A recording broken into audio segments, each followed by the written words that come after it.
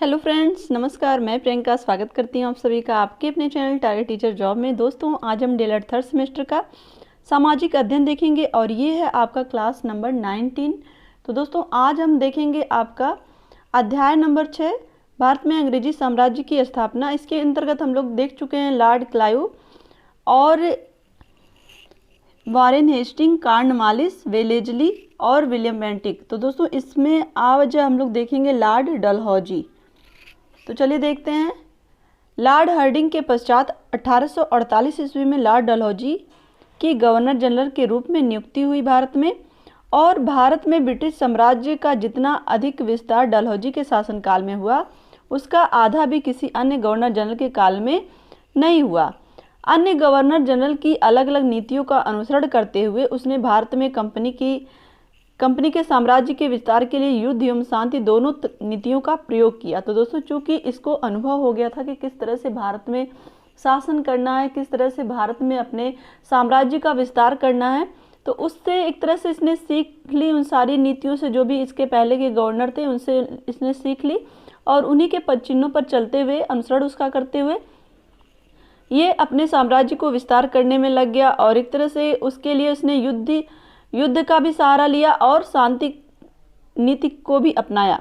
तो दोस्तों, अब हम देखते हैं डलहौजी के प्रमुख कार्य कौन कौन से हैं, क्योंकि दोस्तों इसने अपने जीवन में बहुत सारे कार्य किए हैं। तो कौन कौन से कार्य हैं, चलिए देखते हैं। भारत के परिप्रेक्ष्य में प्रशासनिक सुधार सबसे पहले आता है। डलहौजी ने भारत में ब्रिटिश साम्राज्य के आंतरिक प्रशासन में भी अनेक और विविध प्रकार के सुधार किए। आंग्ल प्रांत को लेफ्टिनेंट गवर्नर के प्रशासनाधीन गठन किया गया और कलकत्ता को इस प्रांत का मुख्यालय बनाया गया। क्लियर। और दोस्तों, इसके साथ ही कलकत्ता भारत में ब्रिटिश साम्राज्य की राजधानी भी बनी रही। और चूंकि अब तक ब्रिटिश साम्राज्य में विशाल भारतीय भूभाग का विलय किया जा चुका था। तो दोस्तों, यहाँ पर देखिए, कलकत्ता को राजधानी इसलिए भी बनाया गया था क्योंकि इस समय तक जो कलकत्ता था वो बिल्कुल वहाँ से शासन करना थोड़ा आसान था, इसलिए उसको राजधानी बनाए लोग। और आगे हम देखें, सैन्य सुधार की बात करें तो दोस्तों, बंगाल के तोपखाने के मुख्यालय को कलकत्ता से, जिसको आज हम कोलकाता कहते हैं, कलकत्ता से मेरठ स्थानांतरित कर दिया गया। तो दोस्तों, इतिहास में जो पुराने नाम रहते हैं वही लिखे जाते हैं। आज इसमें देखिए कोलकाता हम लोग लिखते हैं, लेकिन अब ये हम लोग इतिहास में कोलकाता ना पढ़ के कलकत्ता ही पुराना नाम ही पढ़ते हैं, क्योंकि इतिहास में यही होता ही है। धीरे धीरे सेना के स्थायी मुख्यालय को शिमला में स्थानांतरित कर दिया गया और डलहौजी ने सेना में भारतीयों की संख्या को कम करने का प्रस्ताव किया, जिससे अंग्रेजी और भारतीय सैन्य टुकड़ियों के बीच संतुलन बनाए रखा जा सके। तो दोस्तों, यहाँ पर हम बात करेंगे इसने सेना के कौन कौन से कार्य किए सेना में। तो इसने सबसे पहले क्या किया कि कलकत्ता से मेरठ जो तोपखाने थे उसका जो मुख्यालय था उसको कलकत्ता से मेरठ स्थानांतरित किया, और उसके बाद सेना के जो अस्थायी मुख्यालय थे उसको शिमला में स्थानांतरित किया, और जो भारतीयों की जो संख्या थी उसको कम करके अंग्रेज और भारतीय दोनों की सैन्य टुकड़ियों के संतुलन को बनाया। क्लियर। ये 3 कार्य थे। आगे हम देखें शैक्षिक सुधार कौन कौन से थे। क्योंकि दोस्तों, आप शिक्षा से संबंधित ट्रेनिंग कर रहे हो तो ये इस पॉइंट ऑफ व्यू से ये बहुत ही महत्वपूर्ण है कि उसने शैक्षिक सुधार के लिए क्या क्या कार्य किए। तो शिक्षा के क्षेत्र में दूरगामी परिणामों वाले अनेक सुधार लागू किए गए। प्रसिद्ध वुड्स डिस्पैच 1854 चार्ल्स वुड नियंत्रण बोर्ड ऑफ कंट्रोल का अध्यक्ष था। तो दोस्तों, यहाँ पर हम लोग देखें तो तीनों प्रेसिडेंसी, यानी कि जो इनके मेन प्रेसिडेंसियाँ थी कलकत्ता, बम्बई और मद्रास में, लंदन विश्वविद्यालय के नमूने पर, यानी कि लंदन विश्वविद्यालय के तर्ज पर ही यहाँ पर विश्वविद्यालय स्थापित करने की सिफारिश की गई। और वुड डिस्पैच को भारत में पश्चिमी शिक्षा का मैग्ना कार्टा भी कहा जाता है। क्लियर। तो ये सारी चीज़ें। अब हम आगे चलें तो दोस्तों, चूंकि आप यहाँ पर डलहौजी का जो शासनकाल है 1848 से 1856 तक का है, तो जो वुड डिस्पैच है वो 54 में आया था। तो इसलिए इसको भी आप देखेंगे कि उसके समय में शिक्षा के क्षेत्र में जो कार्य हुए हैं उसमें क्या क्या है। उसमें ये तीनों प्रेसिडेंसियों में विश्वविद्यालय की स्थापना बहुत ही बड़ी उपलब्धि थी देश के लिए। आगे हम देखें नंबर 4 पर है रेलवे और तार व्यवस्था का विस्तार। औपनिवेशिक अर्थव्यवस्था के विकास के लिए भारतीय आर्थिक संसाधनों का अधिकाधिक दोहन करने के लिए भी भारत में रेलवे परिवहन की व्यवस्था के विकास को आवश्यक माना गया। चूंकि दोस्तों ये दूरदर्शी था, तो इसे ये पता था कि हम किस तरह से अपने साम्राज्य को बढ़ा सकते हैं, किस तरह से अपने देश को लाभ पहुंचा सकते हैं। क्योंकि यहाँ पर शुरू में जब हम लोगों ने देखा था, यूरोपीय जो थे वो भारत में व्यापार करने आए थे, तो यहाँ पर अंग्रेज जो थे वो व्यापार करने के साथ साथ अपने साम्राज्य का विस्तार करने में भी सफल थे। लेकिन उनका मेन उद्देश्य क्या था? यहाँ से अधिक संपत्ति ले जाकर अपने देश को ज़्यादा समृद्धशाली बनाना।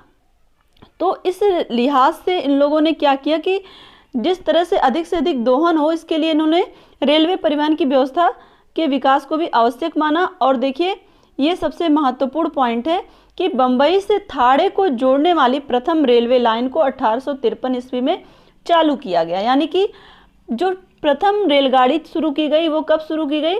1853 ईस्वी में।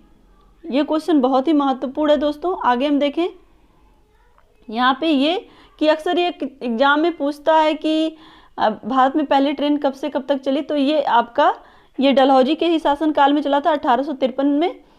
कहाँ से कहाँ तक? बम्बई से थाड़े के बीच। क्लियर? अब देखिए नंबर 5 पर है डाक व्यवस्था।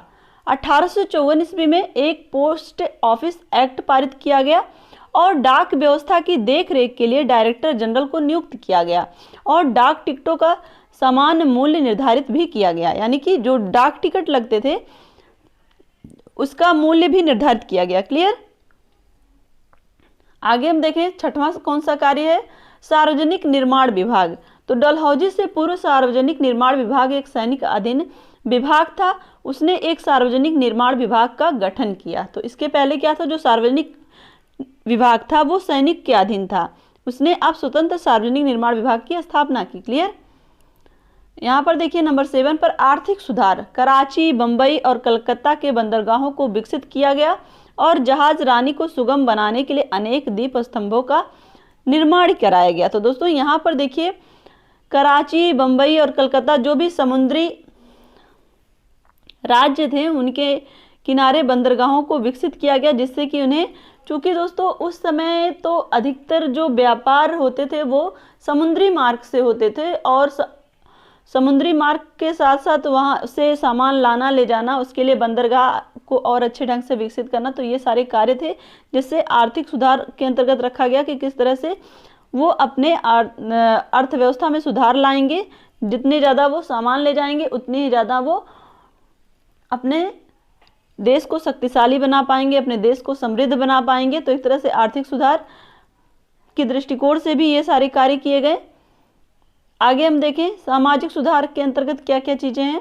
विधवा पुनर्विवाह। लॉर्ड डलहौजी ने 1855 ईस्वी में एक एक्ट पारित करवाया जिसके अनुसार विधवा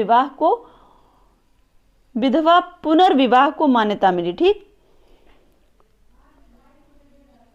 अब हम देखें नंबर 2 पर है उत्तराधिकार अधिनियम में परिवर्तन।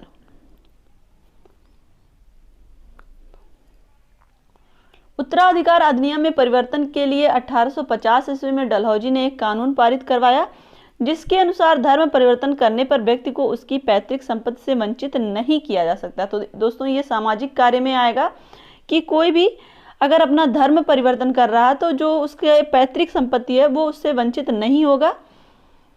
अब दोस्तों यहाँ पर देखिए सिंचाई व्यवस्था, ये भी इसका एक कार्य है। तो उसने सल्तनत कालीन तथा मुगल कालीन नहरों की पुनः मरम्मत करवाई और साथ ही कई नहरों का निर्माण भी कराया, जिसमें सबसे महत्वपूर्ण गंगा नहर थी जिसे 1854 ईस्वी में पूरा किया गया। क्लियर? तो देखिए दोस्तों यहाँ पर 1854 में तो उर्स का डिस्पैच भी है और 1854 में गंगा नहर को पूरा कराने का भी कार्य किया गया। तो एक तरह से ये सारे कार्य इसके समय के बहुत ही महत्वपूर्ण कार्य हैं।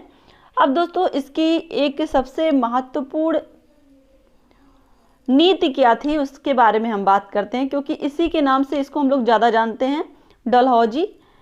क्योंकि हम लोग बचपन में तो सारे जितने भी गवर्नर थे भारत के, अंग्रेजी गवर्नर की बात हो रही है, लॉर्ड जनरल गवर्नर, तो एक तरह से उनके विषय में हम लोग इतना डिटेल नहीं जानते थे। लेकिन कहीं ना कहीं जो उनके कार्य थे, उनके कार्यों की वजह से हम उनको अपनी पुस्तकों में या फिर हमारे जो गुरुजन थे उनके द्वारा हम लोगों ने सुना है।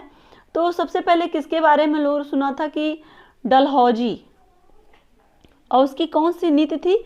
विलय या व्यक्तिगत सिद्धांत, जिसको हम कहते हैं राज्य हड़पने की नीति या फिर डॉक्ट्रिन ऑफ लैप्स। तो दोस्तों इसमें क्या होता है, चलिए डिटेल से जानते हैं। डलहौजी ने व्यक्तिगत सिद्धांत के माध्यम से विलय की नीति अपनाई और इस सिद्धांत के तहत यदि एक संरचित राज्य का शासक बिना किसी प्राकृतिक वारिस के मर जाता था तो उसका उत्तराधिकारी अन्य किसी व्यक्ति को नहीं बनाया जा सकता था, बल्कि उसके बजाय वह राज्य ब्रिटिश अधिकारियों द्वारा हथिया लिया जाता था। तो दोस्तों यहाँ पर कोई भी राज्य जिसका शासक मर जाता और उसके पास कोई वारिस नहीं है, यानी कि उसकी कोई अपनी संतान नहीं है, तो अगर वो किसी और को उत्तराधिकारी नहीं बना सकता था। यहाँ मतलब यहाँ पर जो राजा के मरने के बाद जो भी मंत्री होते थे, मतलब वहाँ पे उनकी सिफारिश के बाद कोई उत्तराधिकारी और नहीं बन सकता था, क्योंकि इसमें जो ये लॉर्ड डलहौजी का व्यक्तिगत सिद्धांत है, इसके अनुसार अगर उसकी कोई अपनी प्राकृतिक वारिस नहीं, यानी कि अपना कोई सगा संतान नहीं है, सगी संतान नहीं है, तो वहाँ पर उस राज्य को अंग्रेजी राज्य में मिला लिया जाता था। क्लियर? तो दोस्तों यहाँ पर देखिए विलय किए गए राज्य के अंतर्गत कौन कौन से राज्य आते हैं, क्योंकि इससे भी इसने अपने साम्राज्य में बहुत ज़्यादा विस्तार कर लिया था। क्योंकि दोस्तों चूंकि जो शासक होते हैं किन्हीं न किन्हीं कारणों से अगर बाय चांस उनकी डेथ हो गई होगी या फिर वो बहुत ही कम उम्र के रहे होंगे, उनके पास संतान नहीं रही होगी, उनकी डेथ हो गई होगी, तो ऐसी कंडीशन में वो उस राज्य को अपने राज्य में मिला लेते थे। तो यहाँ पर देखिए विलय किए गए राज्य कौन कौन से हैं। सतारा, तो सतारा